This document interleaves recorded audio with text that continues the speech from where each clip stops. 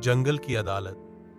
जंगल में एक दिन जंगल में अजीब सा झगड़ा शुरू हो गया। सारे जानवर यह बहस करने लगे कि जंगल में सबसे जरूरी कौन है। कोई कहता मेरे बिना जंगल अधूरा है, तो कोई कहता मैं सबसे बड़ा काम करता हूं। शेर, जो जंगल का राजा था, दहाड़ते हुए बोला मैं सबसे ताकतवर हूं, मेरे बिना जंगल का नियम कैसे चलेगा। हाथी ने कहा मैं अपनी ताकत से रास्ता बनाता हूं और जानवरों को नदी पार कराता हूं। जिराफ बोला मेरी लंबी गर्दन से मैं दूर तक देख सकता हूं और सबको खतरे से आगाह करता हूं, मैं जंगल की आंखें हूं। फिर बंदर कूदकर बोला अगर मैं ना हूं तो जंगल हंसेगा कौन, मैं सबका मन बहलाता हूं। सभी जानवर जोर जोर से बहस करने लगे।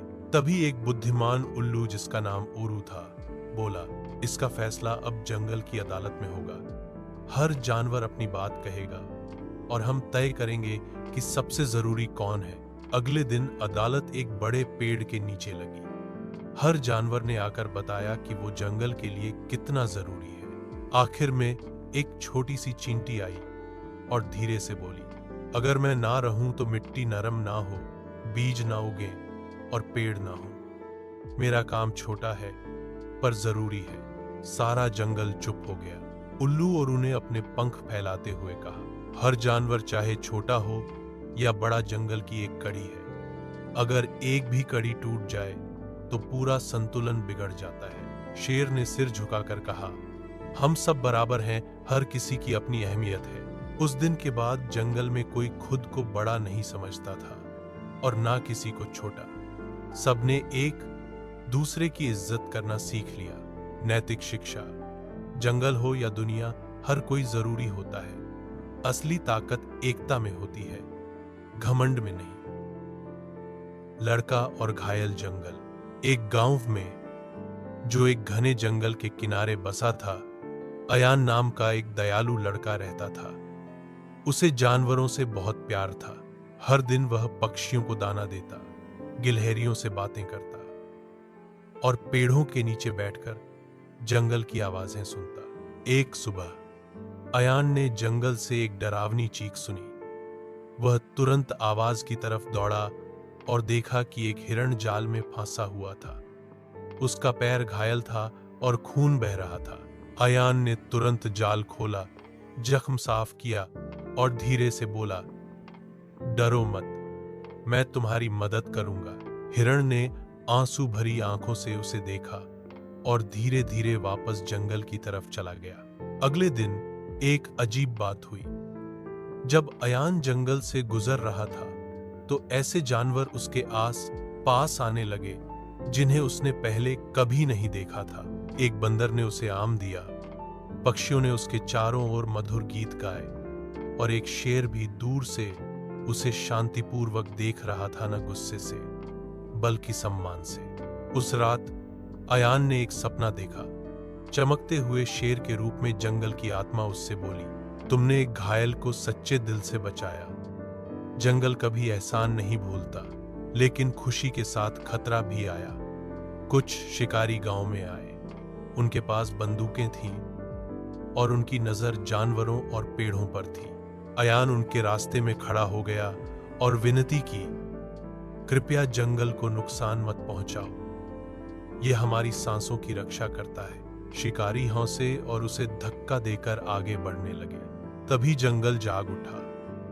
सैकड़ों पक्षी आसमान में उड़ने लगे।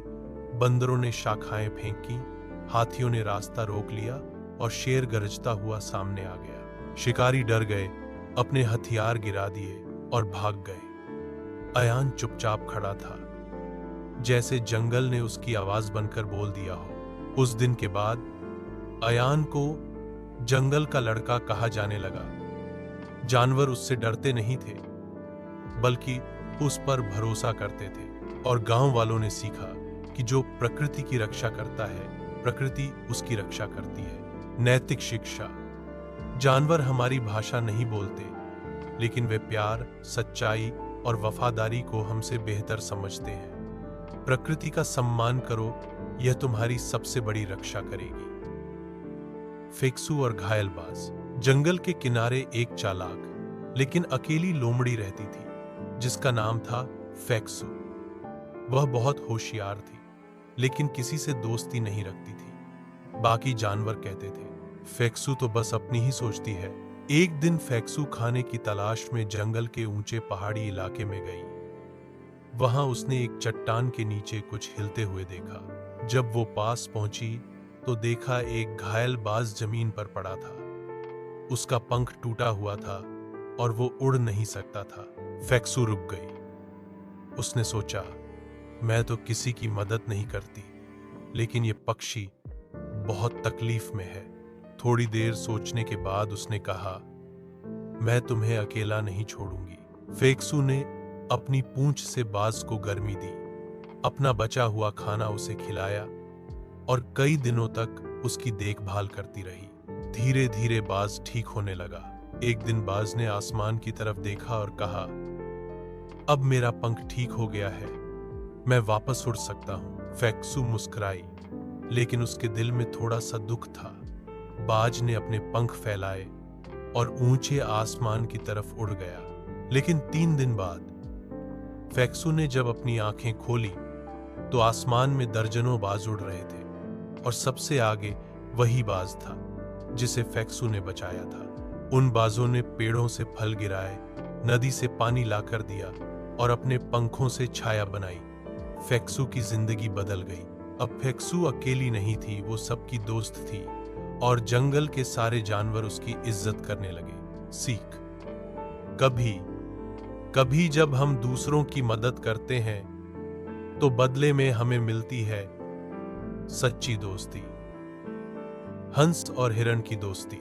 एक सुंदर झील के किनारे एक सफेद हंस रहता था जिसका नाम नूर था। वह बहुत ही सौम्य और बुद्धिमान था।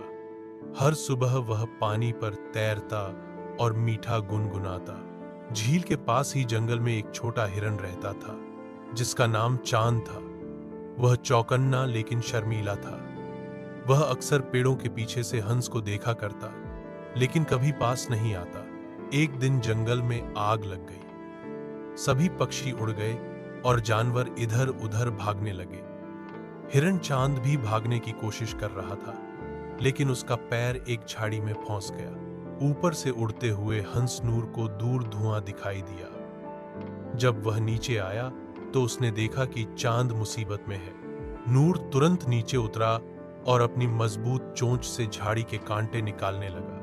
थोड़ी ही देर में चांद आजाद हो गया। चांद ने हैरानी से पूछा, तुमने मेरी मदद क्यों की? हम तो कभी मिले भी नहीं। नूर मुस्कुराया और बोला, दोस्ती हमेशा मिलने से नहीं होती, कभी कभी सिर्फ एक अच्छा काम ही दिलों को जोड़ देता है। चांद की आंखों में आंसू आ गए, लेकिन ये आंसू खुशी के थे। दोनों ने एक दूसरे से सच्ची दोस्ती का वादा किया और जंगल के उस पार चले गए जहां सभी सुरक्षित थे। आग बुझ गई, लेकिन नूर और चांद की दोस्ती हमेशा के लिए जल उठी रोशनी और प्यार से भरी हुई। नीति कथा।